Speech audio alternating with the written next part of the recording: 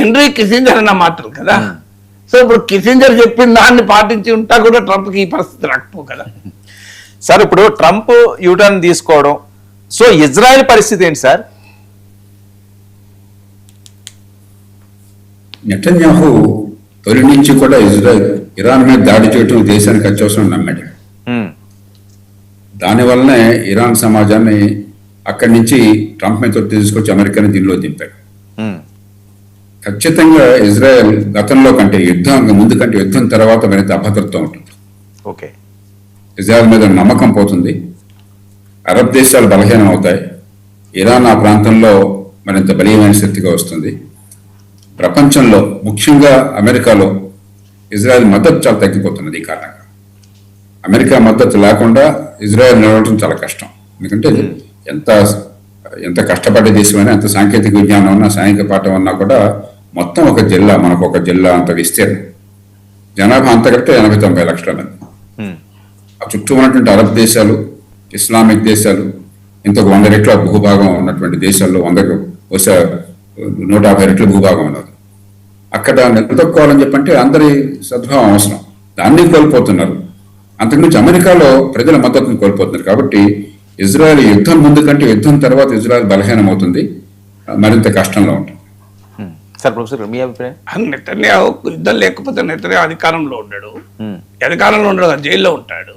అతని మీద corruption scandals ఉన్నాయి.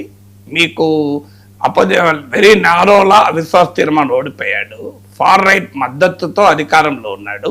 అక్కడ సుప్రీంకోర్టు చీఫ్ జస్టిస్ గుర్తించనట్టున్నాడు. మన ప్రైమ్ మినిస్టర్ మోడీ వెళ్ళినప్పుడు సుప్రీంకోర్టు చీఫ్ జస్టిస్ పిలవాలని గుర్తించనట్టాడు సుప్రీంకోర్టు చీఫ్ జస్టిస్ ను. మీకు గుర్తుండే ఉంటుంది, హమాస్ దాడికి ముందు హమాస్ చాలా కిరాతకమైన దాడి చేసింది. ఆ దాడిని ఉపయోగించుకొని 70,000 మంది చంపేశాడు నెతన్యాహు. దానికన్నా ముందు మీకు జ్యుడిషియల్ రిఫార్మ్స్ కు వ్యతిరేకంగా ఇజ్రాయెల్లో ఆఖరికి రిజర్వ్ ఆర్మీ కూడా తిరగబడ్డది, రిజర్వ్ ఆర్మీ. సో మేము ఇజ్రాయెల్లో ఇప్పుడు ఈ రోజు ఎన్నికలు జరిగినా ఈ యుద్ధం అంటూ లేకపోతే నెతన్యాహు గెలవాడు.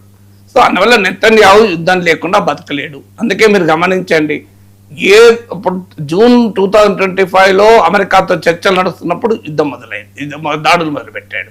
ఇప్పుడు మళ్ళీ చర్చలో కొలికాస్తుంటే దాడులు మొదలుపెట్టాడు. అయితే ఇజ్రాయెల్ అమెరికాను లాక్కొచ్చింది అని అంటారు. ఇజ్రాయెల్ చిన్న దేశం, అమెరికాను లాక్కొచ్చిందంటే అమెరికాకు బుర్ర ఉంటే ఇజ్రాయెల్ ఎందుకు లాగుతావా నువ్వు? నీకు అమెరికా డిక్టేట్ చేయాలి తప్ప ఇజ్రాయెల్ ఇట్లా డిక్టేట్ చేస్తుంది. బట్ ఏదన్నా కానివ్వండి, but the fact remains, Netanyahu యుద్ధం లేకపోతే మనుగడ సాధించలేడు. మీరు గమనించండి ఈ ట్రాజెక్టరీ, ఇక్కడ కాకపోతే ఇంకో చోట ఏ లేవదా మధ్యలోపై సిరియాల గోల్డెన్ రైట్స్ పైన మళ్ళీసారి అటాక్ చేసి వచ్చాడు. మీకు ఎవరో ఒకరి మీద అటాక్ చేస్తూనే ఉన్నాడు నెతన్యాహు ఆపలే, అమెరికా ఆయన ఆపింది. సో ఎందుకంటే Netanyahu needs war to survive. ఈ వార్ కనుక ఆగిపోయినా, ఇరాన్ ఈ వార్లో బయటపడ్డా, is a very big jolt to Netanyahu's leadership. అసలు మామూలు జోల్ట్ ఉండదు. ఎందుకంటే ఈ స్థాయిలో ఇరాన్ నిలబడుతుందని ట్రంప్ ఊహించలేదు, నెతన్యాహు ఊహించలేదు. అది వాళ్ళ అంచనాలు పూర్తిగా తప్పని తేలిపోయినాయి. అందువల్ల ఎంత పెద్ద నాయకుడైనా కొన్నిసార్లు ఉబ్రిస్లో ఉంటారు. మనకు అర్థమయ్యే వాళ్ళు కూడా వాళ్ళకి అర్థం కాదు. విశ్వనాథన్ ఆనంద్ పక్కన కూర్చొని కూడా కొన్నిసార్లు మన చర్చలో ఇట్లా ఆడితే బాగుండని చెప్పగలం, చూస్తోడికి అది అర్థమవుతుంది. కానీ ఇది నోన్ ఫ్యాక్ట్, ఇరాన్ మిలిటరీ కెపబిలిటీని తక్కువ అంచనా వేశారు. Iran ability to sustain war, Iran గెలవడం కాదు ఇరాన్ కావాల్సింది, ఓడిపోకుండా నిలబడితే గెలుస్తుంది కిసింజర్ అన్నట్టే. సో కిసింజర్ అనేది ఎవరో అన్నట్టు కాదు, అమెరికన్ ఫారిన్ పాలసీలు దిగ్గజం కదా. సో అందువల్ల very fact is Israel, JP గారు అనేది కరెక్ట్. ఈ వార్ తర్వాత ఇజ్రాయెల్ కు అమెరికాలో మద్దతు తగ్గుతుంది, నెతన్యాహు వీకెన్ అవుతాడు, అరబ్ దేశాల కాన్ఫిడెన్స్ పోతుంది. ఆల్రెడీ అరబ్ దేశాలు వాళ్ళు అరబ్ ఇస్లామిక్ నాటో అని ఆలోచిస్తున్నారు. సౌదీ అరేబియా పాకిస్తాన్ తో డిఫెన్స్ అగ్రిమెంట్ చేసుకుంటోంది. అసలు అరబ్ దేశాలకు అమెరికా పైన నమ్మకం పోతుంది.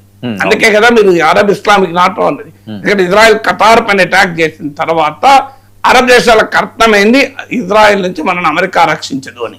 సో అమెరికా ఆడుతున్న గేమ్ అటువైపు ఇజ్రాయెల్, ఇటువైపు అరబ్ నేషన్, ఈ రెండింటి మధ్య దాగుడు మూతలు ఆడుతూ వచ్చింది.